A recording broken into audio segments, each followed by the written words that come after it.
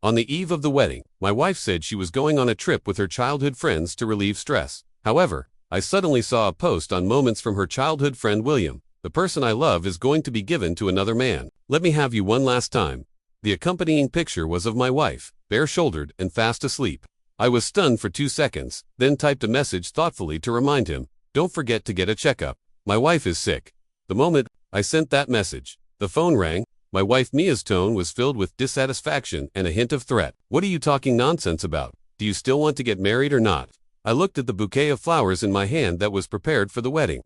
It was already in a mess, and I smiled indifferently. "Let's not get married then. You two can carry on." There was a sudden pause on the other end of the phone, because I would have never said such words before, even if I was beaten to death. Mia's tone softened noticeably. "Honey, stop making trouble. The photo was just for fun. I just have wedding jitters and wanted to relax. Can't you be more understanding? Be understanding." Haven't I been understanding enough towards her? I understood her desire to stay in her hometown, so I quit my job in City A and came with her to this small county town. I understood her wish to have a house of her own, so I bought a house and put it under her name. I understood her longing for a dream wedding, so I took the trouble to study every detail. How much more understanding do I have to show? My head was getting dizzier due to staying up late to prepare for the wedding. Just as I was about to speak, there suddenly came Mia's terrified scream from the other end of the phone. "James, help." My heart skipped a beat, and I stood up instinctively, knocking over the chair.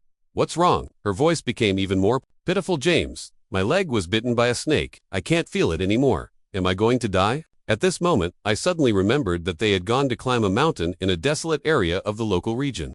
It wasn't unusual to have venomous snakes and insects there. I let out a heavy sigh. "Did you call the emergency number?" asked William. "To take you there." Mia snorted coldly. "He's such a coward. He ran away a long time ago." Then she pleaded pitifully with me. "Honey, come quickly. I'm scared." Listening to her voice, it would be a lie to say I wasn't worried. I ruffled my hair and, as if resigned to my fate, picked up the car keys and went out. During the journey, Mia might have been too scared, or she was afraid that I wouldn't come. She kept sobbing softly on the phone. I gritted my teeth and stepped on the gas all the way several times. People rolled down their car windows and cursed at me, but I still thought the car wasn't fast enough and only hated that I couldn't grow 2 wings and fly. When I arrived, I looked at the pitch-black mountain path and felt embarrassed because I have severe night blindness and couldn't see clearly at all. But this was a matter of life and death. Even if Mia had really done something wrong, I couldn't just stand by and do nothing. So, I forced myself to start climbing the mountain. Along the way, I stumbled and almost fell off the cliff several times because I didn't see the stones under my feet. My palm also hit a stone, and a sticky liquid immediately oozed out. Without time to stop, I mustered up my courage and ran to the top of the mountain. But when I finally arrived, panting heavily, Mia stood there with her hands on her hips, smiling at me. There was no sign of her being injured at all. She turned around and said triumphantly to William, "See, I told you he would definitely come. He loves me so much." William then raised his eyebrows at me meaningfully. "Dr. James, you're really something. You have a big heart." All the tension in my nerves snapped at that moment, and a heavy feeling of suffocation rushed to my head. I swallowed the metallic taste of blood in my throat and tried my best to control my trembling hands. I turned around and walked down the mountain without saying a word. Mia suddenly grabbed my hand, her tone a bit flustered. "James, how did you get your hand like this? Aren't you going to perform surgery in a couple of days?" Hearing this, I just wanted to laugh.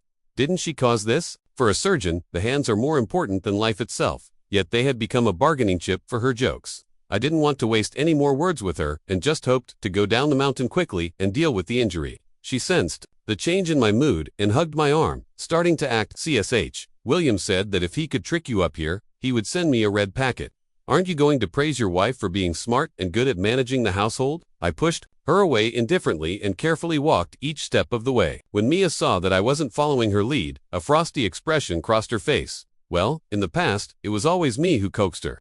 Now, the fact that she was willing to show me a bit of kindness probably seemed like a great favor to her. She snorted coldly and started chatting and laughing with William behind me. "He's so stupid that he hurt his hand and is taking his anger out on me. What a loser. Even though he seems tough now, he'll still come crawling back to me tomorrow. Why bother?" William sneered. All the way down, I remained silent.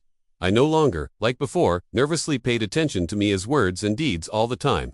Fearing that she might have an affair with someone, Mia might have felt bored, or she might have noticed my unusual behavior. In the latter part of the journey, she stopped joking around with William. When we got home, Mia let out a scream when she saw the broken flower bouquets all over the house. Was our house robbed? Why is it in such a mess? I ignored her and focused on cleaning my wound. Fortunately, it was just a superficial wound on the skin and didn't damage the bones or nerves. Mia kept pestering me. Questions. Are you deaf? I'm asking you how this happened. There are only 3 days left until the wedding.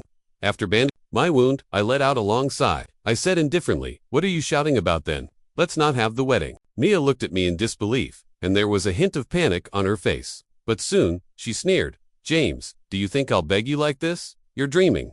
I felt like laughing when I heard that. Who cared if she begged me or not? I pressed my throbbing head. After staying up late continuously and climbing the mountain in the dark, my body had reached its limit, so I ignored her, washed up briefly, and fell heavily onto the bed. I thought that as long as I got some sleep, my physical exhaustion would be relieved. But in the middle of the night, my body suddenly started to have a fever without any warning. I groggily took 2 pills and put them in my mouth, then fell asleep again. But the next day, my fever got even worse. I was lying beside the trash can, retching continuously. Mia, who was woken up by me, originally wanted to scold me, but when she saw my flushed face, she was shocked. She patted my back with a bit of concern and asked, "What's wrong with you?" I guessed that I caught a cold from the wind yesterday and got an infection due to the injury. I mumbled, feeling dizzy. "Please take me to the hospital. I need to get an IV drip." After hearing my words, she snorted in dissatisfaction. "You're a grown man, but your physical fitness is so weak. Look at William, he didn't have any problems after climbing the mountain." Her complaining words reached my ears, and my heart ached uncontrollably. In her eyes, William was better than me in every way. Even though I earned more and did all the housework, I still couldn't compare to William, the car mechanic, in terms of masculinity. At this moment, with both internal and external injuries, I felt like a complete loser. My sincere love was wasted. I retched again, as if I was going to cough my lungs out. Mia realized that I was really seriously ill, and she quickly helped me out in a flurry. As she drove, she casually said, "There's a garbage bag at your feet. If you want to vomit, just do it in there." I was lying on the back seat. I reached down, and sure enough, there was a bag. Just then, a wave of nausea hit me, but when I looked down, there was a used condom in the bag, with some milky white unknown liquid on it. I felt even more nauseous. Just then, Mia's phone rang. She glanced at it and quickly answered. I didn't know what was said on the other end of the phone, but her face became more and more serious. After hanging up, she looked a bit apologetic. "James, William sprained his ankle. I have to go there right away. You can go to the hospital by yourself. It's not that far, anyway." After saying that, she forcefully pulled me out of the car. I gritted my teeth, leaned against a tree by the roadside, and panted as I took out my phone to call the emergency number. But the next second, my vision went black. I fell straight to the ground when I woke up. Again, I was lying in a hospital bed with an IV drip. My colleague Emma was standing beside me. When she saw that I was awake, she let out a sigh of relief. "You really don't care about your life. Your fever was almost 42, and you went out alone. If I hadn't seen you on the roadside, you would have gone crazy from the fever." I twitched the corners of my mouth, feeling too embarrassed to say that. I was left on the roadside by someone. Emma looked at my expression and suddenly asked, "Your wedding is the day after tomorrow. Are you okay to go through with it?" I had no expression on my face and said calmly, "I'm not getting married anymore." Fortunately, Emma just blinked in surprise and didn't ask any further questions. I took out my phone and was thinking about how to inform my relatives and friends of the news. Suddenly, I saw a new post on Moments by William. "Mia doesn't believe it when I say she's a fool. I just had a small cut on my foot, and it made her cry." Mia's reply in the comments section was full of sweetness. "You bad guy. If you scare me again, I won't talk to you." Her girlfriends also liked and commented one after another. "You two are like natural enemies. Please get married right here, but change the groom. You're really not getting married anymore." I hummed twice. "No, I'm not." Henry laughed and slapped his thigh. "You blockhead. You finally came to your senses. You didn't live in the house in City A, quit your great job, and went to that small county town to look for true love. I was really worried about you." Henry comforted me for a while and then suddenly said, "James, since you're not getting married anymore, why don't you come back? Our department is still short of someone, and your qualifications are definitely fine." I had this intention. I planned to leave and go back after dealing with things here. Just in time, I could also take my mom back. After all, the medical conditions here are worlds apart from those in City A. Speaking of my mom, I am grateful to Mia. After my parents got divorced, I had been living with my mom, but one day she went out to climb a mountain and didn't come home very late. When I was about to call the police in a hurry, a girl carried her to the hospital. That girl was as thin as a stick. When she carried my mom, her 2 legs were trembling. When I arrived at the hospital, I saw that she was soaked all over, as if she had just been fished out of the water. That girl was MIA, and she might have been scared silly at that time.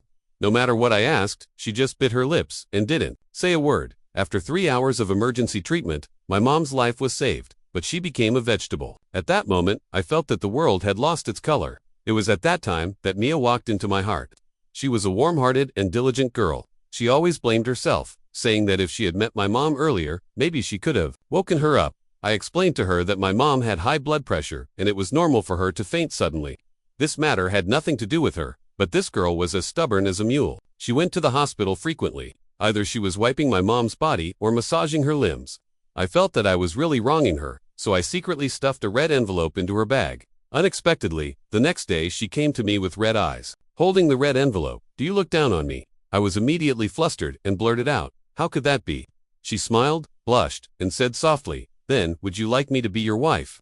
So we established a relationship. After Mia graduated, she said she didn't want to leave her hometown, so I brought my mom to her city. Well, for a man, it's not embarrassing to make concessions for his woman. But ever since I went to her hometown and met her childhood friend William, everything seemed to go off track. But it doesn't matter anymore.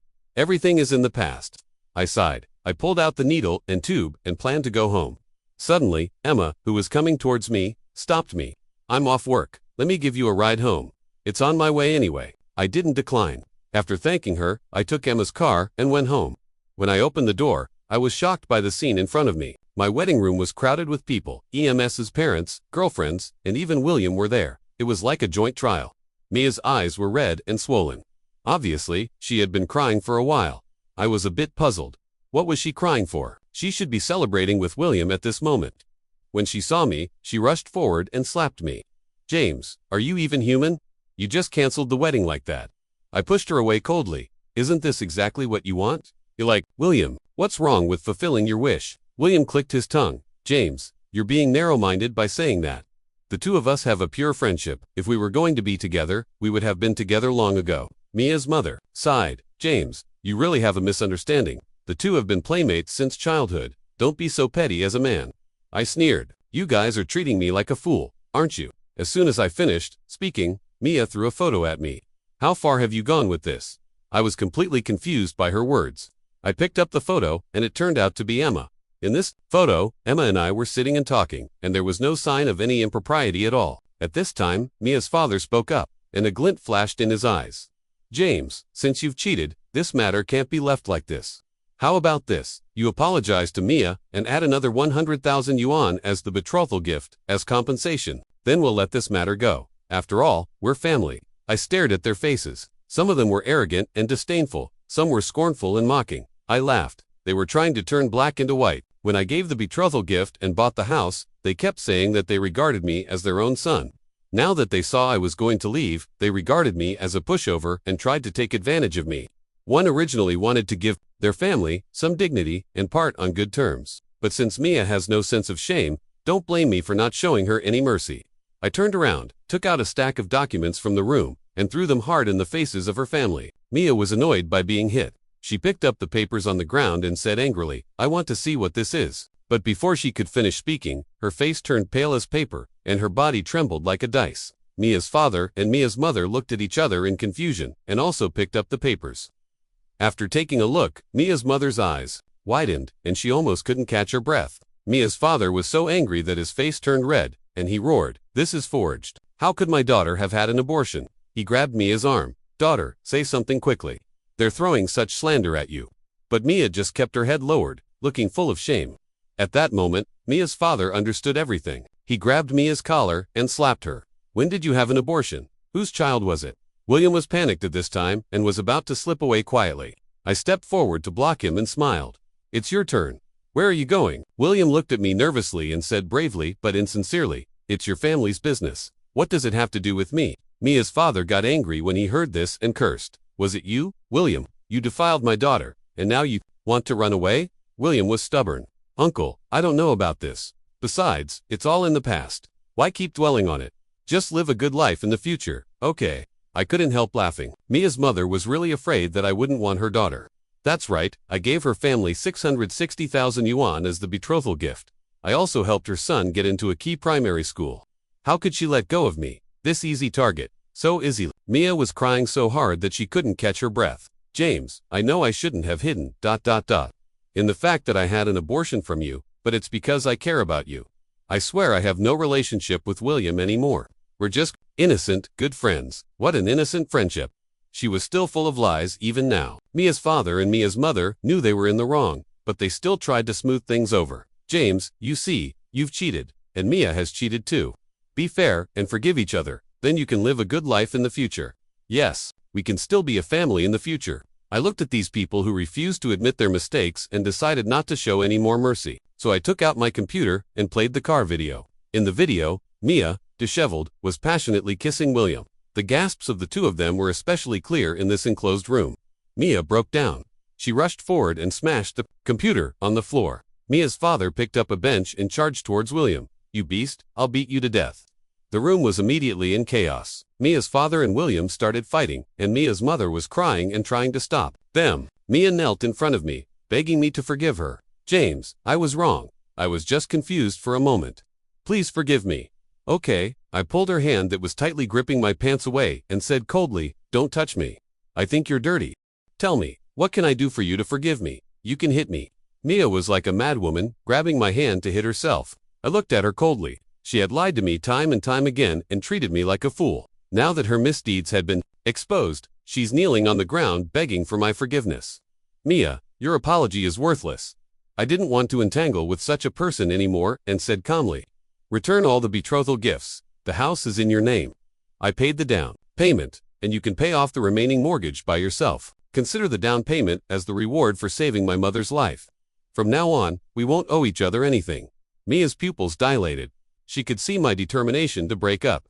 She completely broke down and started questioning me loudly. James, how have I treated you all these years? Is your heart made of stone? But should I be the one asking this question? No matter how much I sacrificed for her, it was taken for granted. I remembered the message I once saw Mia send to William. She said that since they had missed each other, they should keep each other in their hearts. And she was someone else's woman now, unworthy of him, so was I supposed to be the one to pick up what was left by others? In Mia's eyes, I was just a simp. Since that's the case, I'll fulfill their wishes. Suddenly, Mia's mother let out a scream. It turned out that William accidentally smashed Mia's father's head. Mia was terrified. She cried and helped Mia's father up. They rushed him to the hospital in a hurry.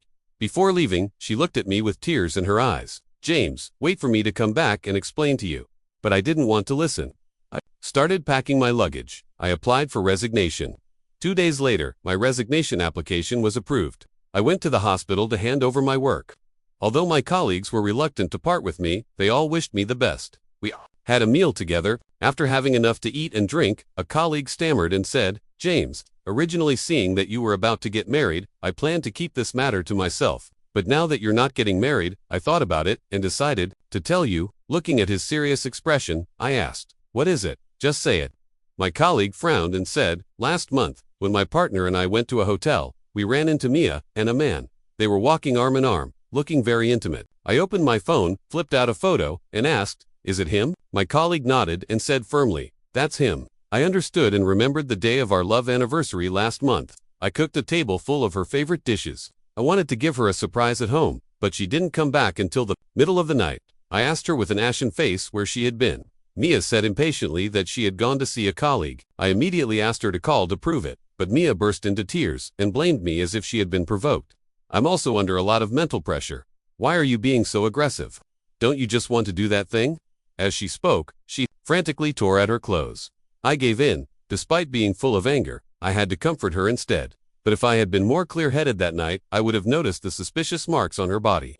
I smiled, feeling lucky that I had finally escaped from this miserable situation. After saying goodbye to my colleagues, I drove home. When I opened the door, a soft body rushed into my arms. I looked down and saw that it was Mia, dressed in revealing clothes. There was a charm on her face that she had never shown before. You're finally back. Do you know how long I've been waiting for you? I coldly scanned her. At this moment, she was dressed boldly, which was the dream of countless men. I was no exception. In the past, I eagerly bought such clothes for her. Secretly, as a result, she threw the clothes in my face and asked me with a sad expression what I really thought of her. When I saw the tears in the corners of her eyes, I felt extremely regretful. I immediately threw away the sexy lingerie.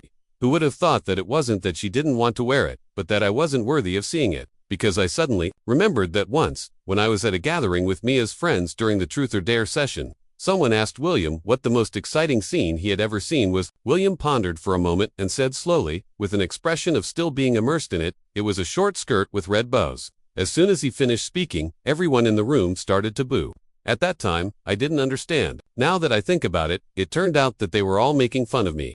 The moment Mia was wearing that red short skirt with bows, a wave of nausea welled up in my throat. I suppressed the urge to vomit and pushed her away in disgust.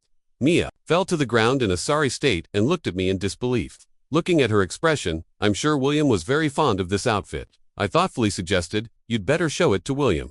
The faint blush on Mia's face faded completely. At this moment, she seemed to have completely given up, and there was a clear hint of hatred in her eyes as she looked up at me. James, do you really have to be so heartless? I've put in both hard work and toil all these years, haven't I? I nodded. That's why. Do you think I gave you the house? When it came to the house, Mia became even more agitated. She looked at me hatefully. James, did you never plan to have a good life with me? You're so rich. Why didn't you buy the house in full? Why did you have to take out a mortgage? Now you can just leave easily, and I can't afford the mortgage at all. I looked at this woman whom I had loved for so many years and even wanted to cut open her body to see if she had a heart.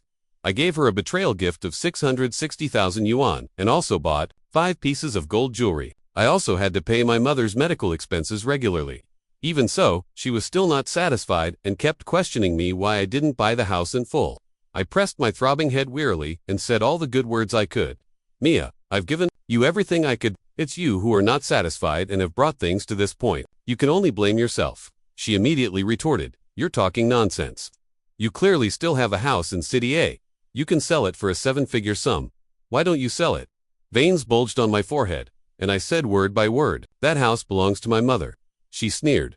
Your mother's is yours, isn't it? In the end, you're still guarding against me. The person I once loved was now unrecognizable. There was always only money in her eyes. I began to wonder if what she had taken a fancy to back then wasn't me but my money. I ignored her and continued packing my luggage. Mia was now like a forsaken woman, constantly accusing me. James, do you know how many difficulties I overcame for you? My family didn't agree with me dating someone from out of town, but I still chose you. They say that children from single-parent families have character flaws. I think this saying is really true. My hand that was packing the luggage suddenly stopped, and I turned around to look at her fiercely. I had never regretted meeting her as much as I did at this moment. I showed her the most hidden scar in my heart. In the end, it became a knife for her to stab at my heart. I breathed rapidly, and it felt as if the blood in my whole body was flowing backward. I pointed at the door and said word by word, get out. Don't force me to take action. Mia laughed like a madwoman. I won't leave. What can you do to me? I raised my hand and grabbed her shoulder just as I was. As I was about to drag her out, my phone rang suddenly. I took a look and saw that it was a call from the hospital. I answered it, and the chief doctor's voice was extremely excited.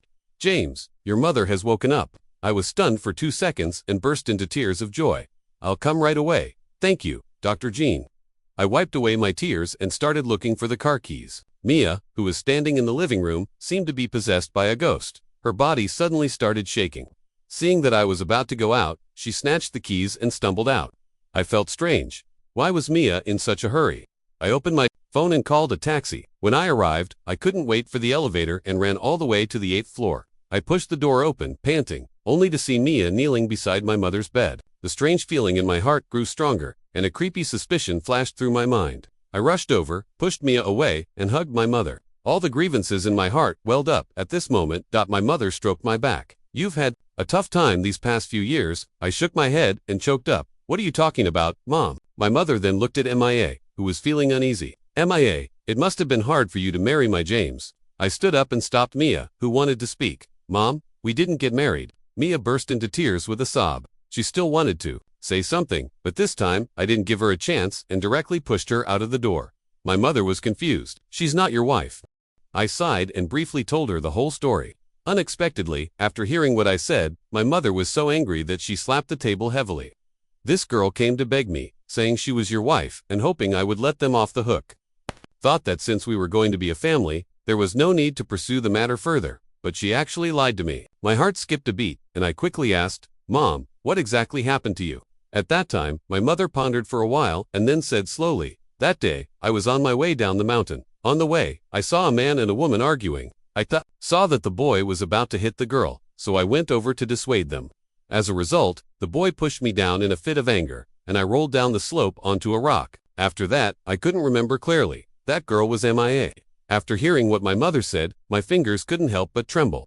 It turned out that from beginning to end, this relationship was nothing but a lie. I swallowed the dry and metallic taste in my throat and let out a heavy sigh. I found a photo on my phone and said, "Mom, do you still remember what that person looked like? Is it him?" My mother looked at the phone carefully, and her expression became more and more serious. She got excited and said, "Yes, it's this man. I won't remember it wrong." I nodded and put away my phone.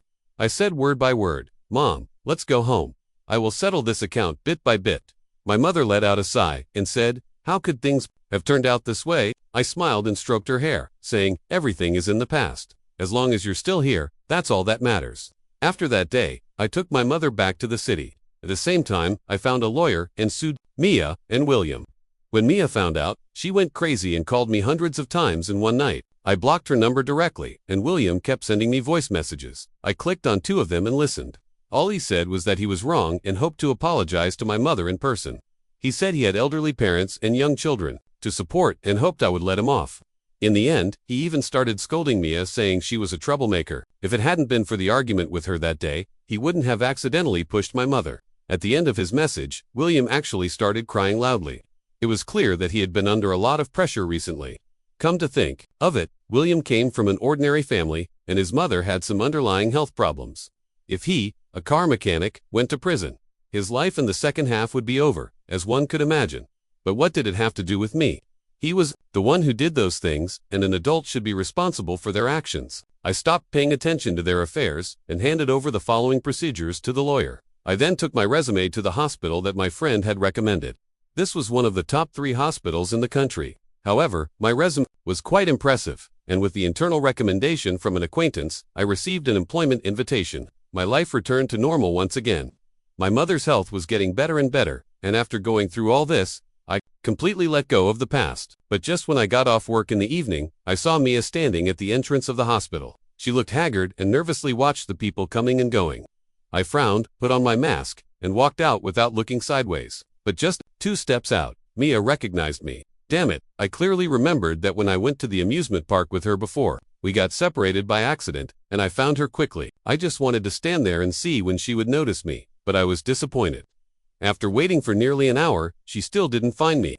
Afterward, she smiled and said to me, "You have an ordinary face, and your figure is not outstanding. It would be strange if I could recognize you." I felt inferior for a long time because of that and secretly exercised in private. Why could she recognize me at a glance now? I looked at her and asked calmly, "What's the matter?" Seeing my distant attitude, her eyes gradually turned red.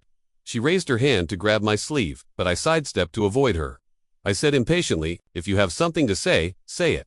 I've been working all day and don't have the time to mess around with you." Mia was extremely embarrassed and nodded nervously. She stammered, "You didn't answer calls, so I had to come to ... For the sake of me taking care of your aunt, can you please not sue me?" As she spoke, tears streamed down her face. "You know it's not easy for me to have just passed the exam to become a teacher. If I really go to prison," I interrupted her. "That has nothing to do with me. If it weren't for the 2 of you, my mother wouldn't have suffered so much, and I wouldn't have met you." Mia looked at me sadly. She had lost a lot of weight, and her already thin body now seemed as if it would fall over at the slightest gust of wind. Suddenly, she raised her head abruptly and said, "I'm pregnant." There was a moment of silence in the air. For 2 seconds, I said calmly, "How many months along are you?" Mia was silent for 2 seconds and then said, 3. I laughed and said, "You're lying. 3 months ago, you still had your period." As for why I knew that so clearly, it was because Mia would always have bad menstrual cramps during her period. I would specifically keep track of it and make ginger soup for her. Mia's face turned pale all of a sudden. Her lips twitched twice, and she hung her head even lower. I silently made an inference in my mind. I said slowly, "The child is William's, right? You don't have to deny it. I remember the dates clearly. Just right. Since you're pregnant, you don't have to go to prison. When William gets out, you can get married." As I was talking intermittently, Mia suddenly raised her hand and slapped herself several times hard. Tears streamed down her face, and her shoulders shook uncontrollably as she cried. I felt neither sad nor happy, and just watched her silently. When she spoke again, her voice was full of regret. "I originally wanted to have a good life with you.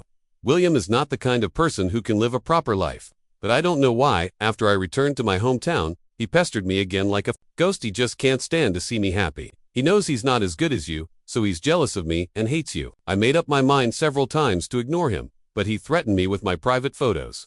I got involved with him again in a muddle. I'm sorry for you. It's not unusual to have venomous snakes and insects, but her tears had no effect on me at all. I had actually wasted my youth of the past few years on such a person. Fortunately, it's not too late now. I ignored her and turned around and left. The case progressed quickly, and William confessed to the criminal facts. In the end, he was sentenced to 4 years in prison. Mia was sentenced to 2 years for the crime of shielding, and because she was pregnant, she was given a suspended sentence outside prison. Gradually, I stopped paying attention to their affairs. After another year, my family introduced a girl to me. After getting along, we found that we were a good match for each other. This time, however, I specifically observed the people around her. After confirming that her social circle was clean, we decided to get married. Both of us were only children, so we had a lot of resonance on many things. I also confessed my past to her, and she didn't mind. After hearing it, life went on peacefully and fulfilling like this until more than 3 years later. A former colleague from the county gossiped with me. "James, do you still remember that?" I replied, "Yes, I do." "Why?" he said. "He and Mia got into a fight, and now both of them are in the hospital." I didn't care why the two of them fought, but I suddenly remembered something. Their child should be 3 years old now, right? My colleague replied. The child wasn't born. Mia's parents didn't agree and took her to have an abortion early. I made an O sound and didn't ask anymore. My wife Olivia held our daughter and asked softly, "Honey, what are you looking at?" I turned around and kissed her face, saying, "It's nothing, just some gossip." From then on, I knew that I would become happier and happier.